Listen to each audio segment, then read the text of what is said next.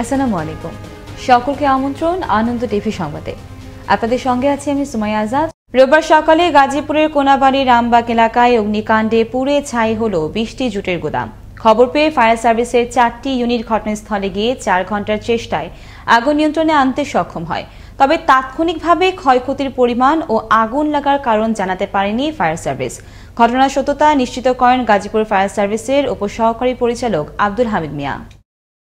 শনিবার সন্ধ্যায় চাঁপাইনবাবগঞ্জে রেহাইচর এলাকা থেকে ফারুক নামের এক অস্ত্র ব্যবসায়ীকে আটক করে র্যাব। এ সময় তার কাছ থেকে উদ্ধার করা হয় একটি পিস্তল, একটি ওয়ান শুটার গান, 4 রাউন্ড গুলি ও একটি ম্যাগাজিন। প্রাথমিক জিজ্ঞাসাবাদে অবৈধভাবে অস্ত্র ব্যবসার কথা স্বীকার করে ফারুক। রোববার দুপুরে এক প্রেস বিজ্ঞপ্তিতে র্যাব 5-এর পক্ষ থেকে তথ্য নিশ্চিত করা হয়।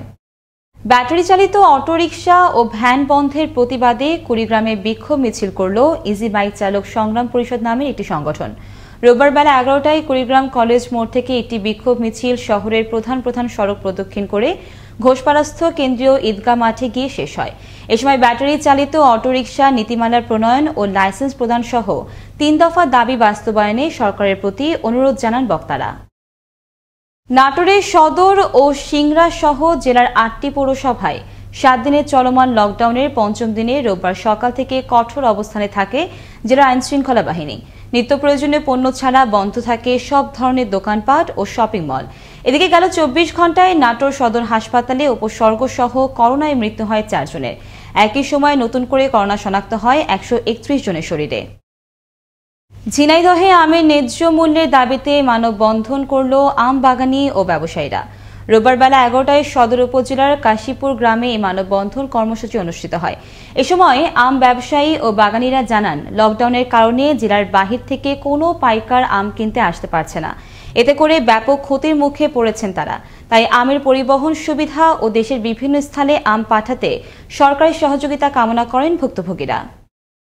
চলাচলের অনুপযুক্ত হয়ে পড়েছে টাঙ্গাইলের প্রধান কাঁচাবাজার পার্ক বাজারের সড়কগুলো।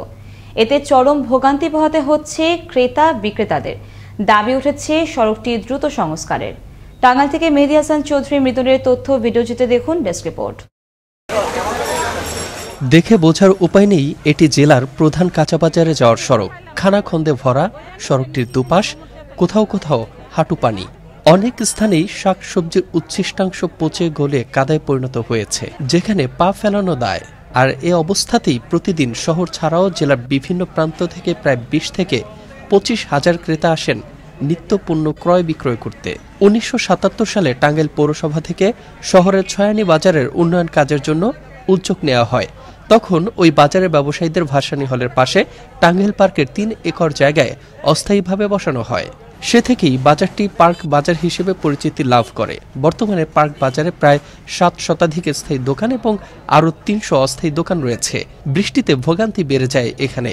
সড়কটি নষ্ট হয় কয়েক গুণ ভাড়া গুনতে হয় যাত্রীদের। আমাদের এখানে এমন কষ্ট হয়, এই রাস্তাঘাট দিয়ে মানুষ চলাফেরা করতে পারে না। তাই আমরা চাই যে এই পার্কে বাজার রাস্তাটা অতি শীঘ্রই মেরামত করা হোক। রাস্তা ভালো করে না করলে তো আমাকে বেচাকিনি নাই, বেচাকিনি করুন কিভাবে? লোক আয় না তো, বেদর পানি এর মধ্যে লোক আহে। বহুত বছর রাস্তাটা খারাপ দিতেছি, রাস্তাটা সরকার রাস্তাটা করে দিতেছে না, ঠিকই করে দেয় না। পৌরসভাকে ট্যাক্স দিলেও তারা তেমন কাজ করে না। তাই দ্রুত সময়ের মধ্যে সংস্কারের দাবি জানান এই ব্যবসায়ী সমিতির নেতা। হাজার হাজার মানুষ, প্রায় 1,500 দোকানদার, আর কাস্টমারের তো অভাবই নাই।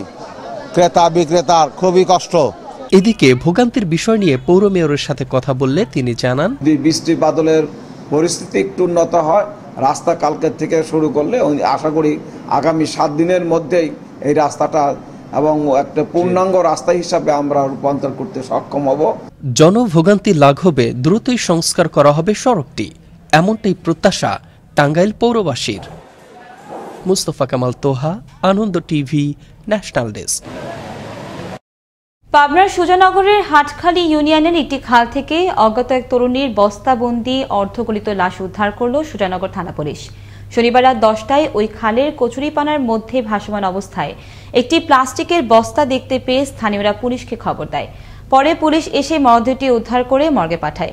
বিষয়টি নিশ্চিত করেন সুজানগর সার্কেলের উপপুলিশ কমিশনার রবিউল ইসলাম। রোববার সকালে পাবনার ফরিদপুরে বড়াল নদীর পাকা ঘাটে দুধ ঢেলে প্রতিবাদ জানালো ডেমরা দুগ্ধ কারখানা মালিক সমিতি।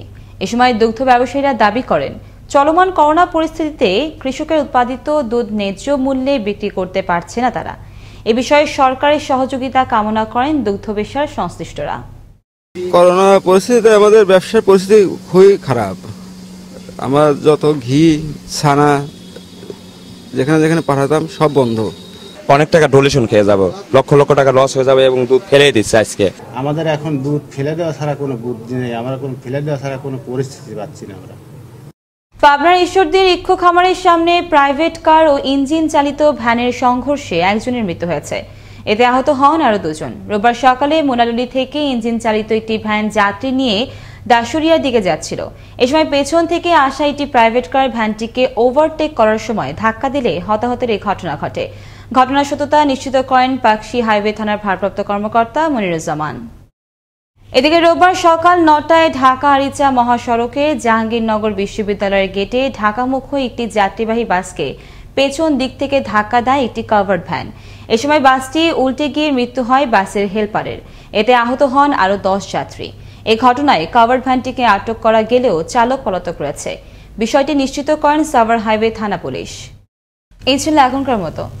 আনন্দ টিভির সংবাদ দেখুন প্রতিদিন বিকেল ৫টা ৩০ মিনিট এবং রাত ৯টা ৩০ মিনিটে।